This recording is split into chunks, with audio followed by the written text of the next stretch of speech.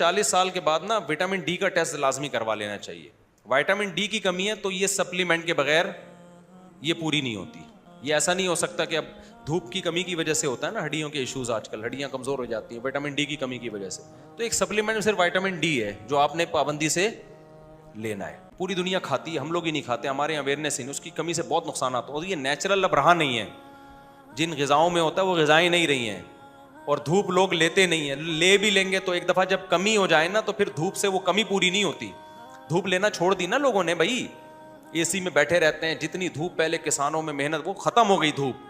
تو اب وہ یا تو بیٹھا رہے ننگا ہو کے سارا دن دھوپ میں, وہ تو پاسبل ہی نہیں ہے نا, تو وہ مجبوری ہے. وٹامن ڈی کا سپلیمنٹ یہ ریسرچ سے ثابت ہو چکا ہے.